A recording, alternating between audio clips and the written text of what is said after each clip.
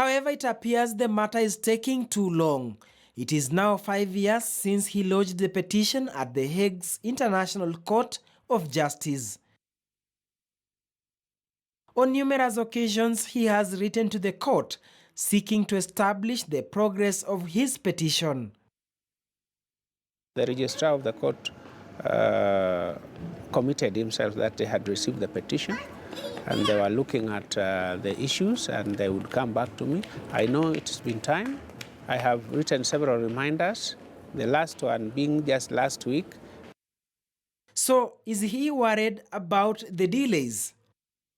The course of justice is not one day, and I'm not going to be tired.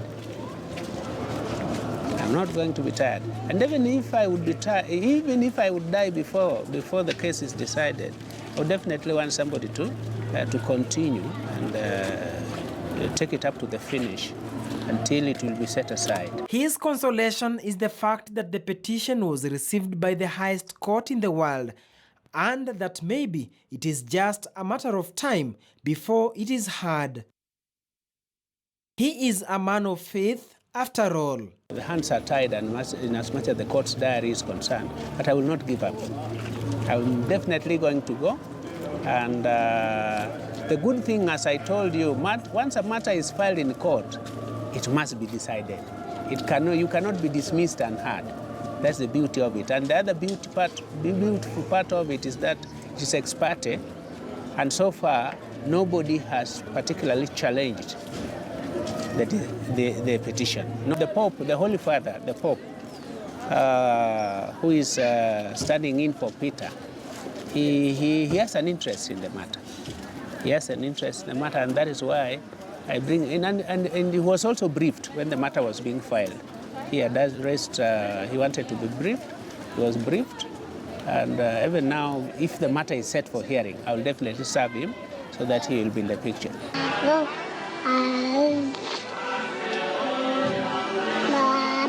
Thine eyes have seen thy salvation. This child is chosen by God. But isn't his move tantamount to challenging God, who, according to the Bible, gave his only son, Jesus Christ, to die for the salvation of mankind? But God did not say that Jesus should have been taken to a court of law.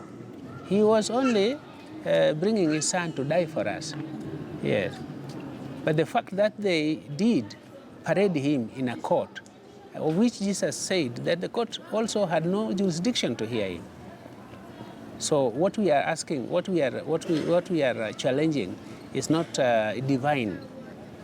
No, definitely not.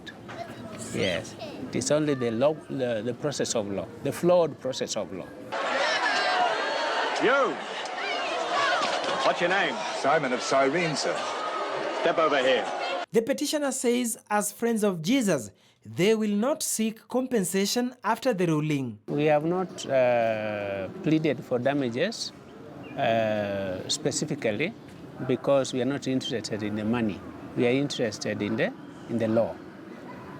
That a matter which has been decided by court remains until it is set aside. Like in the case of Joan of Arc, there were no damages. So we don't seek damages. But if the court would find it fit to award damages, the Pope can pocket it and use it in the church.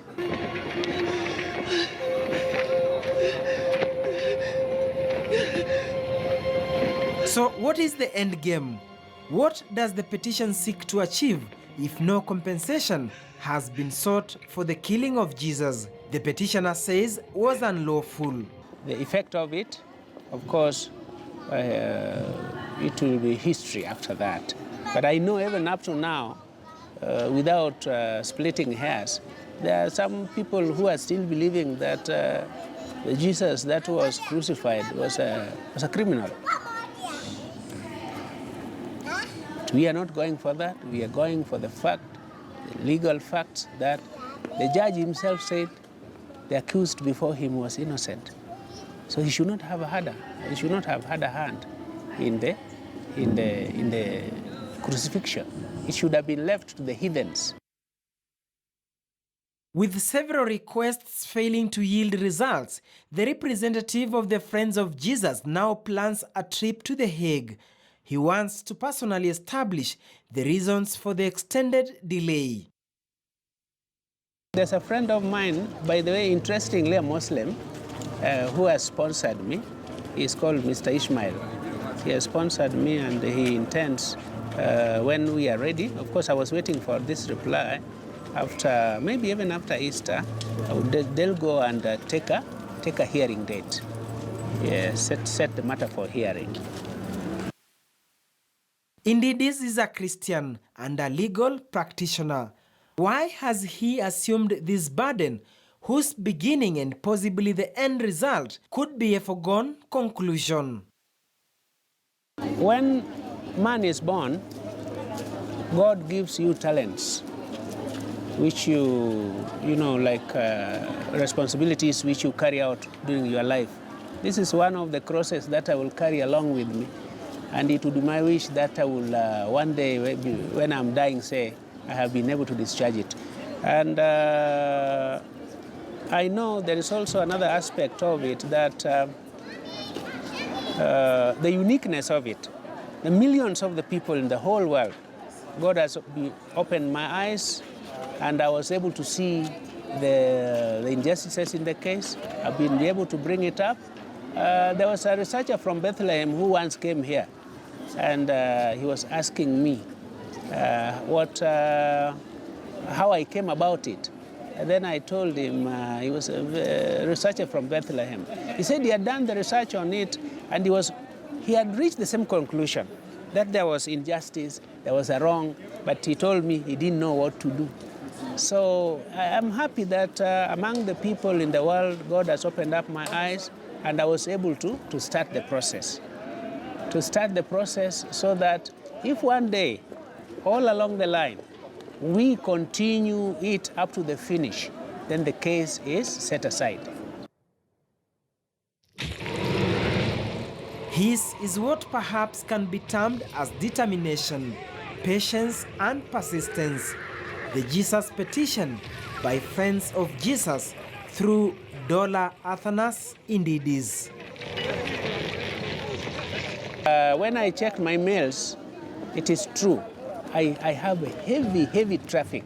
People wanting to know, and I want the court to do the honorable thing. This is the highest court in the world, the International Court of Justice. They should rise up to the occasion and make a decision. Set the matter for hearing and make a decision. Many people are running out of patience, including myself. Yes, and it is my wish that that decision is made while I'm still alive. I know maybe my days are not many more on the face of the earth, but I will be very happy if the decision is made while I'm still alive. Thank you. Thank you, my brother. Duncan Hemba, The Untold Story.